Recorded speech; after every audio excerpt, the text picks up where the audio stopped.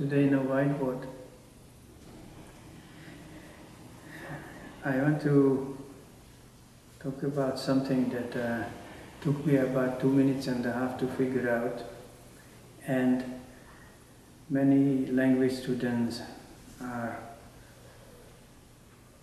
greatly concerned by this thing, their confidence in their ability to use a second language, and what confidence depends on.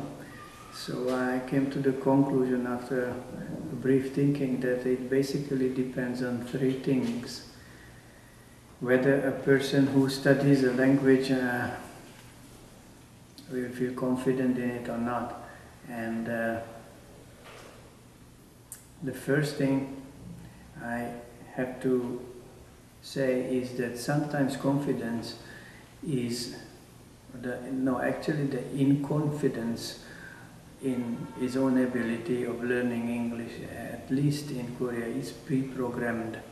The society, the teachers, the parents, everybody is somehow telling the students that English is a very difficult language, and their mind pre-programmed to think that it is so, and therefore it's hard for them, and they just lose confidence in it. It is pre-programmed inconfidence, only time can cure. But if a student comes to English class with a neutral mind, then I can tell you that his confidence in his ability depends mainly on how often he notices that the patterns in the language are reoccurring, and they are the ones that he already knows. Now, of course, the pattern of the language is in every linguistic expression, in every speech, every sentence, there is the pattern of that particular language. But it does not depend on how much the student comes across these patterns. It depends exactly on how much he notices them. And this is the point here. When a student starts to notice that there is a pattern in the speech that comes to him, then he, after a while, realizes that it's always the same number of patterns, or mostly the same number of patterns that he already learned, reoccurring in the speech in the form of different sentences. And then when he realizes that, from that time on he will feel confidence. This is the primary cause of self-confidence in one's language study. So he has to come to the point where his mind can recognize patterns, and sometimes it's not conscious, especially if the person is following these traditional methods, type of studies, where patterns are not presented. Instead, they present the language itself, linguistic expressions, sentences, pre-arranged or ready-made sentences. And then from there, the student has to somehow understand the patterns himself, and mostly it is done following his own native tongue. The similarities will come together in the same pattern, and then if your language is similar to English, then it's easy for you to learn, and then if your language is very different, then you have difficulties and takes more time, right? Because your mind is noticing these patterns slower and not that easily. So, in the case of the mathematical English system,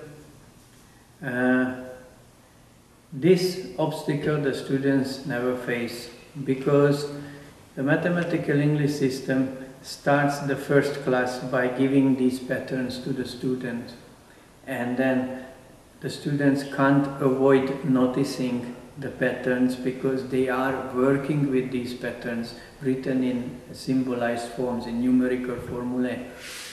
Therefore, this is the main issue or the main cause for the lack of self-confidence by the system itself, that meaning the mathematical English system. This cause is neutralized. So that's a big help for the student. Then the second reason, the second cause for self-confidence is language production. You see, when you produce language, whether you learn grammar, whether you learn naturally on the street, or whichever way you learn does not matter. But when you produce language, then your mind works with the pattern. Then subconsciously you recognizing these patterns. And the more language you produce, the faster your confidence you will find in your second language. If you rely mainly on memory work and book study, meaning studying the sentences of other people, whoever wrote the book and the exercises, then it will take you considerable time to find confidence in your English skill, or it may never come to you. So, again, in the mathematical English system, this secondary cause behind self-confidence or the lack of self-confidence is also neutralized because from day one, the whole system is an exercise of language production, basically, whereby you get the pattern and then you exercise it by turning it into linguistic expressions, sentences, speeches, stories, articles, whatever, later on, yeah? And then there is the third support for self-confidence, and if this support is weak, then it also can result in the lack of self-confidence in English, and that is one's ability to listen, to recognize what the other person is talking about, to understand someone else's speech. And so this is something that most people won't realize what really this thing depends on. And I remember when I arrived in Korea and I looked into how people study English here, many people told me that they want to be good at English and they always train their listening skills. And I saw people who drive their cars and then they put in English tapes, and then if they drive an hour, they just listen an hour. On the way back also, every time they drive, they listen to tapes, and then they train the English by listening to other people speaking. And then I asked them, so can you understand it? He said, no. Then in my mind, automatically the question came up, then why are you doing it? So then later I started writing the mathematical English curriculum, and then toward the end I wanted to mention listening, and I realized what this listening skill actually depends on. And mainly I realized by looking back in my own experiences. In the beginning, when I was still learning this language, I was in the French forces, and there in the French military we have different nationalities, and I always had Anglophones in my room, and whenever I associated mostly with the Scottish, then it was easy to understand his speech. When I talked mostly to an Englishman, then English accent became easier, and then so on and so on. And after a while, this whole thing just disappeared, and I had no problem with anybody's accent. And I could understand everybody. And then I wanted to find the reason why, and this is what I realized. Listening skill doesn't depend on how much you listen. And get this right, listening skill is not about listening. So, what is the good listening skill? The good listening skill is language production, basically, but at the pace of your partner who speaks to you. Yes. So when someone speaks to me and I know the language and I'm good at the language, so that at his speed of speaking I can in my mind, using the same patterns, reproduce the same speech he is telling. That means I recognize the words and put it in order. Then I can understand what he says.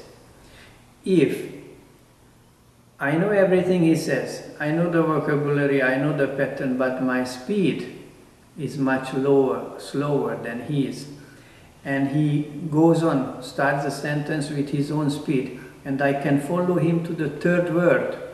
Then the third word, until the third word, I will understand what he says, and after that I will not recognize anything. And that's how it works. So basically listening skill depends on the speed of language production. Why? Because the way he speaks is the way I speak also. We use the same patterns, linguistic patterns, and if my skill of using it is as good as his skill of speaking it, then I can follow, and simultaneously whatever he says I can recreate in my mind. So the ear cannot understand English, it just perceives the sound. But the mind has to recreate the same language, and then the mind can understand it. And this is this is how you can help your listening skill. Actually, it's not by listening to other people. It helps, but it won't improve unless you do sentence creation with a very good speed, conversation speed. Then only listening to other people's speech will help you. And so this in the mathematical English system also is solved by what I already explained, language production, because basically until the end of the course you will be producing language and using formulae, but way before the end of the course you will reach the point where you can just handle the language with ease, understand people's speech.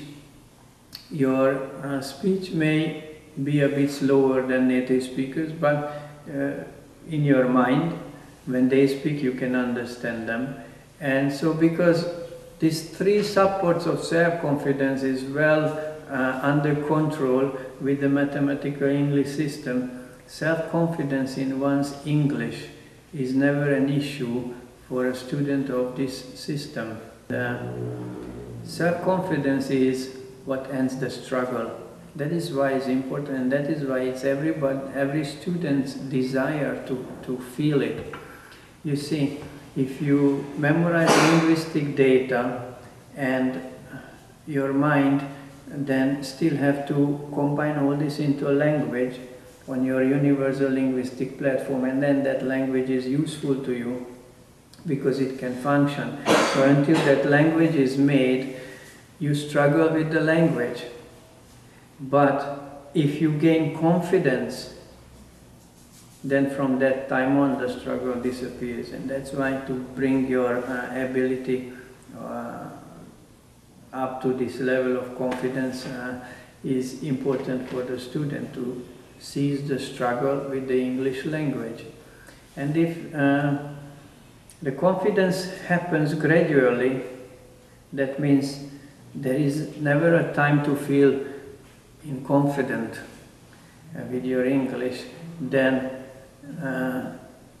you experience this language study course much lighter than any other, you know.